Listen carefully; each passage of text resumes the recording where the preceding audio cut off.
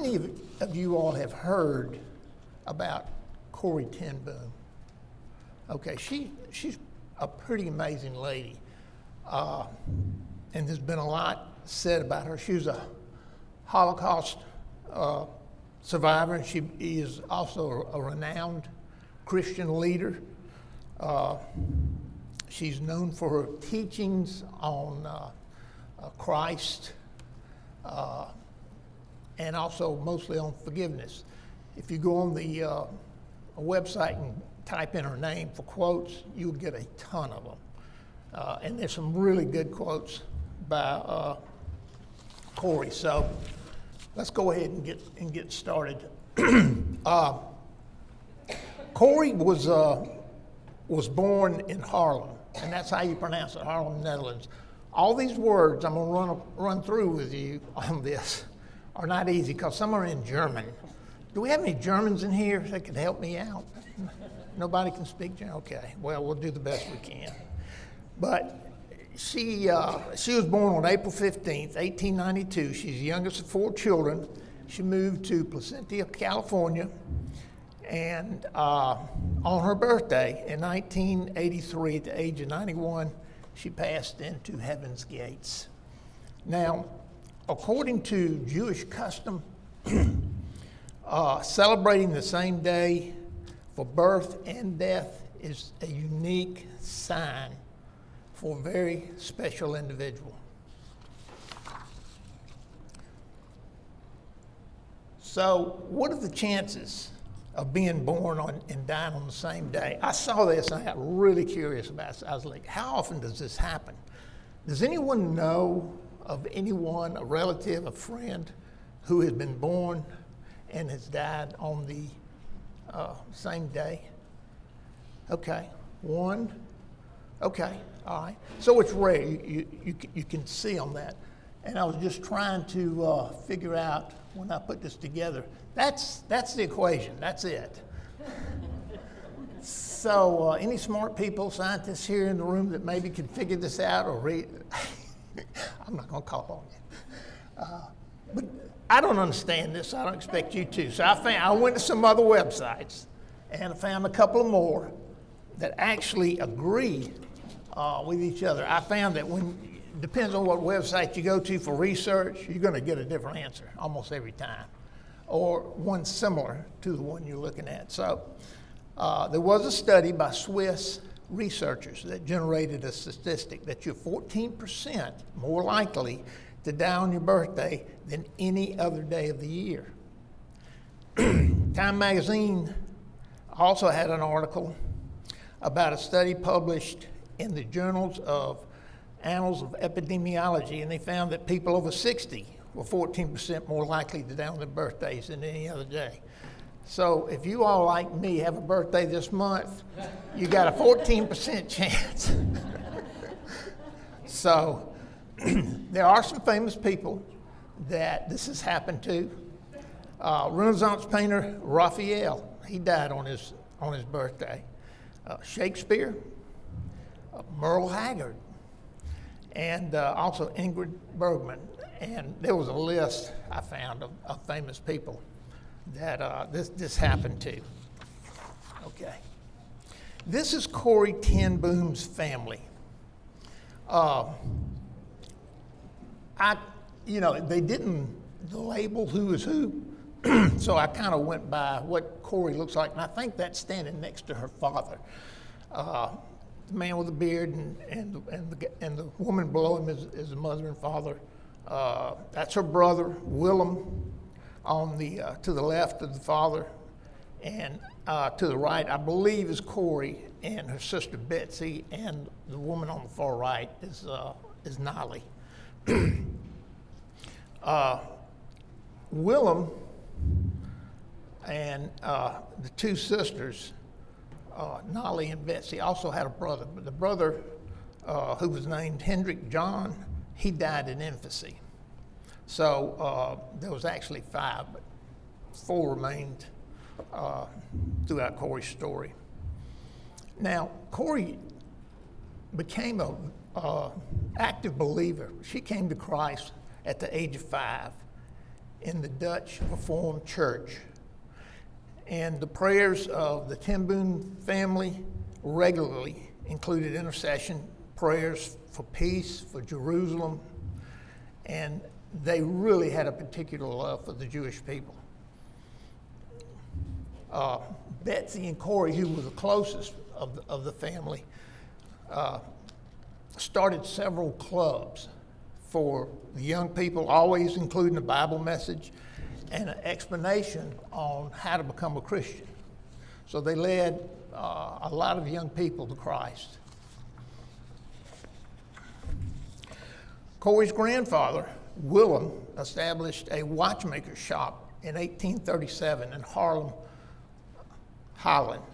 You can see we got a picture of it here. This is one that I found. It's been turned into a museum. The shop was on the ground floor, and they lived above the shop on the other floors. Now later on, that shop was inherited by Willem's son. His name was Casper, who was Corie's father. And she trained under him to be a watchmaker. And in 1922 became the first female licensed as a watchmaker in Holland. So let's hear it for the female watchmakers. I mean, that's something.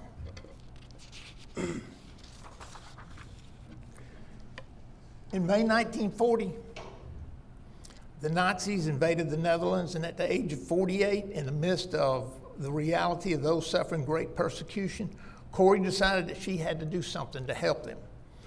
And she figured out a way to assist those that were seeking aid and refuge. And she had the idea about placing the family's house to be used as a refuge. Now, the watchmaker's shop had customers constantly coming and going in the shop, so this really made it a perfect secret location that wouldn't really cause a lot of suspicion for the Nazis. So Corie had what she did, she had a secret room that was built in her bedroom behind a false wall. And it became the hiding place and refuge for the Jews and for those that were members of the resistance movement being sought by the Gestapo and the Dutch authorities who were working with the Germans. Her bedroom was on the top floor of the house, and it was a small space that they had built. It's about the size of a small wardrobe closet. It was like 2 feet by 8 feet, and it could hide about probably 6 people at a time.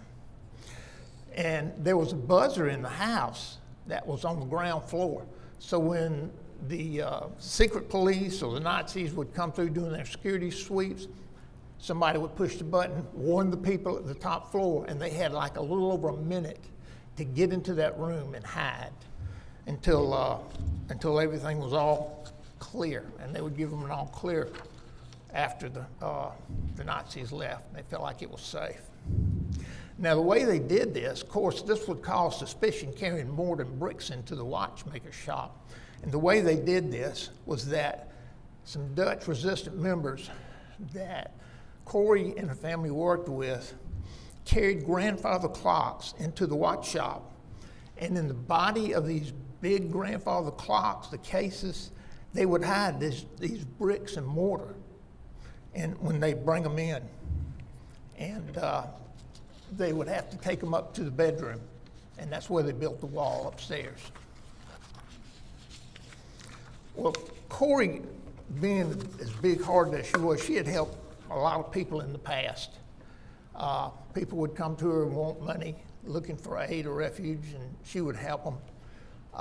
And then at this one particular time, February 28, 1944, Corie and her family ended up being betrayed by a man who was an informant for the Gestapo. He entered the shop saying he was Jewish, seeking help for his wife who had been arrested, and they wanted money for her release. Corie decided to help them. The Gestapo agents kept the watchmaker's shop under surveillance throughout the day, then arrested every person that attempted to enter the house, and the entire Boom family was arrested, as well as the others that were tried to go in and out the shop. There was about 30 people in all. Now, the Gestapo always suspected that there were more persons in the house than they found. So they always would carefully search the house. They missed 4 Jews and 2 resistant fighters who were hidden in the secret room. And they ended up being rescued days later by members of Corrie's network that she worked with several days later.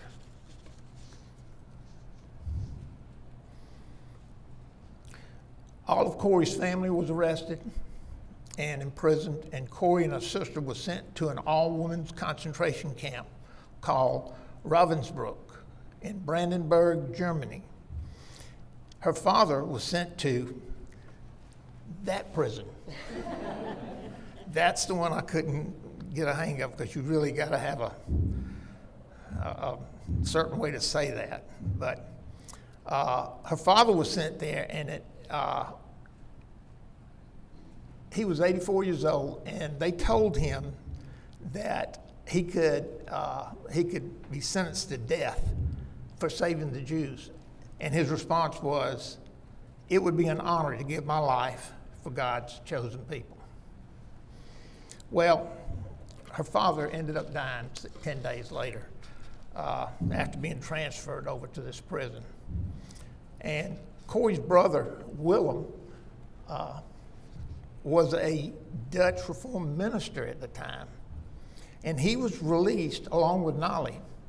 He was released because of a sympathetic judge. Now, these concentration camps that Betsy and Corrie and the father were sent to, they were pretty brutal. I watched one of the films that they made from her story, and lice was rampant throughout the barracks. The women were used for forced labor. They used them on farm projects that the Germans had going on, armament factories, they had them working in there. So, and just to put it in perspective, 6 million Jews died. The men, women, and children died during the Holocaust. And another 9 million plus non-Jewish persons died. There were Soviet civilians, Soviet prisoners of war, non-Jewish Poles, Romas, which were gypsies, Serbs, disabled persons, repeat offenders, and so-called asocials, and some Jehovah's Witnesses who refused to serve in the German military. That surprised me. I was like, they had Jehovah's Witnesses back then? But apparently, they did. I don't know that much about them, but. Any questions so far? Okay, great. This is Betsy at the top that you see, and that's Corrie at the bottom. Now, they put them together, and they let them stay together during their time of imprisonment. But Betsy got real sick, and the care that they administered was terrible. It was almost non-existent. But her sister Betsy died on December 16th, 1944. And just days before her death, Betsy said these words to Corrie, which many people still quote to this day: "There is no pit so deep that he is not deeper still. They will listen to us, Corrie, because we have been here." This, of course, impacted Corrie immensely. She was already a Christian. Betsy was a huge Christian as well, as much, if not more, than Corrie.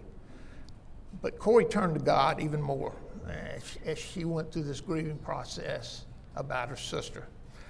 12 days later, she was miraculously released from prison due to a clerical error. And a week after her release, all the female prisoners from her age group were all killed. pretty amazing.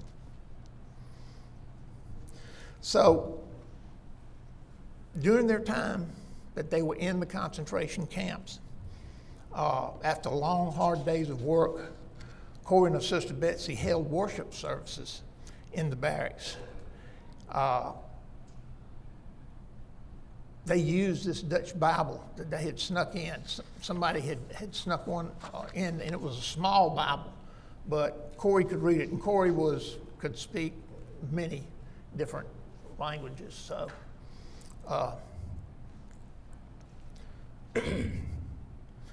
So in Corie's book, that was a bestseller called The Hiding Place, she wrote about this episode, this incident, and she described these nights. She said, "At first, Betsy and I called these meetings with great timidity, but as night after night went by and no guard ever came near us, we grew bolder. A single meeting might include a recital of the Magnificat, and that's Latin,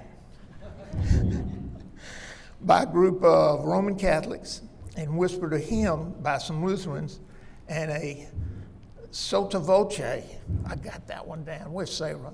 Is that right, Sarah? Sotto voce chant by Eastern Orthodox women. With each moment, the crowd around us would swell, and at last either Betsy or I would open the Bible, because only the Hollanders could understand the Dutch text. We would translate aloud in German, and then we would hear the life-giving words pass back along the aisles in French, Polish, Russian, Czech, and then back into Dutch." She said they were little previews of heaven, these evenings under a light bulb. So in 1946, when she was 53 years old, she starts a worldwide ministry that took her to 60 countries over the next 33 years.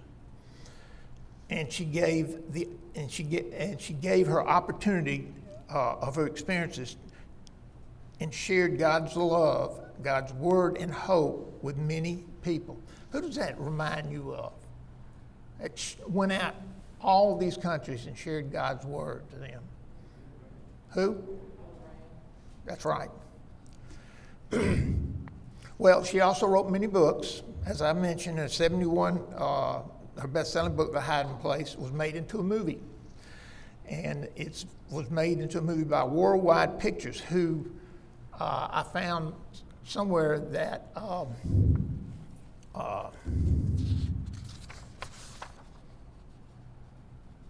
Billy Graham was involved in. But that was in 1975, and since then they've done another one in 2023, and it involves a documentary play. It's not exactly like the one that was made back in 2011, but it's still very good, and it paints a very broad picture of the circle of which she was a part of. So throughout 1947, she spoke extensively in Europe and became affiliated with Youth for Christ. And it was at YFC World Congress in 1948 that she met Billy Graham and Cliff Barrows. Cliff Barrows was the music director, and he was also the master of ceremonies for the Billy Graham Evangelistic Association. Billy, as I mentioned, would later play a major role in making her known to the world. He mentioned her many times in his preaching, and he had her attend several as a guest. So she has received many honors, did many tributes to her work and her courage, including being knighted by the Queen of the Netherlands. She was also honored at the State of Israel for her work in aiding the Jewish people, and was invited to plant a tree in the Avenue of Righteous Gentiles at Yad Vashem near Jerusalem. This is the place where Oskar Schindler is also honored. I don't know if you all probably have heard of Oskar Schindler. He was the German industrialist, humanitarian, and he was also a member of the Nazi Party who was really a spy. And he's credited with saving the lives of 1,200 Jews during the Holocaust and employing them in his enamelware and ammunitions factory that was occupied in Poland. They later on wrote a book about him. 1982 is called Schindler's Ark. And his most popular, how he became known so much, was the movie called Schindler's List. I'm sure some of y'all have heard of that. If not, it's a great watch. So, Corrie's childhood home, as I mentioned before, in Harlem, besides being a museum, is a watchmaker shop still, and it's still functioning like that today.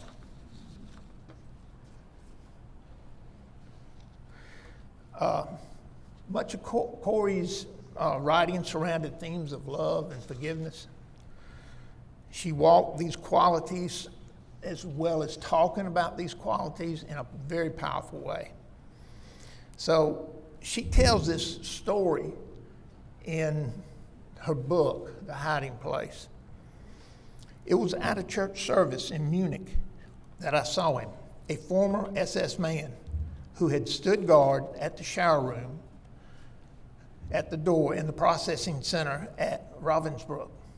He was the first of our actual jailers that I had seen since that time, and suddenly it was all there, the room full of mocking men, the heaps of clothing, and Betsy's pain-blanched face. He came up to me at the church as the church was emptying, beaming and bowing. "How grateful I am for your message, Fräulein," he said. "To think that, as you say, he has washed my sins away." His hand was thrust out to shake mine, and I, who had preached so often to the people in Bloemendaal that they need to forgive, I kept my hand at my side. Even as the angry, vengeful thoughts boiled through me, I saw the sin of them. Jesus Christ had died for this man. Was I going to ask for more? Lord Jesus, I prayed, forgive me and help me to forgive him. I tried to smile. I struggled to raise my hand, and I could not. I felt nothing, not the slightest spark of warmth or charity. And so again, I breathed a silent prayer.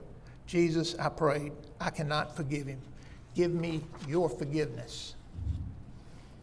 As I took his hand, the most incredible thing happened.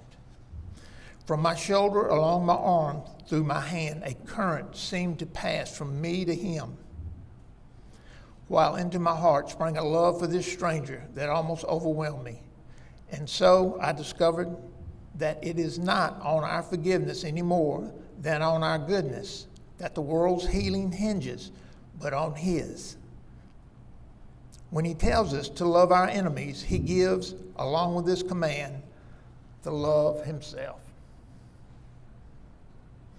Pretty amazing story, is it not? She had an amazing life, and her journey reminds us to try to live strong and love well, but do it through the hope and the freedom of Christ.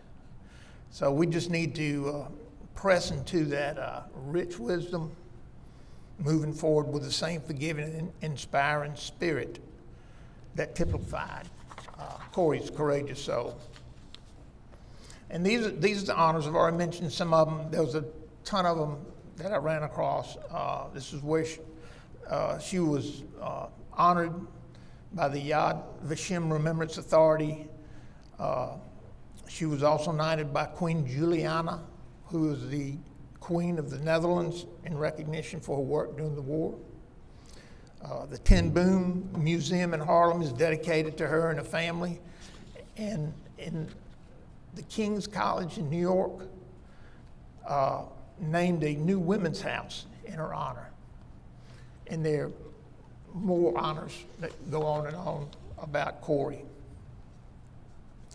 And as I mentioned, she has many quotes, but this is one of the best that I found on forgiveness that she said in her own words. Forgiveness is an act of the will, and the will can function regardless of the temperature of the heart.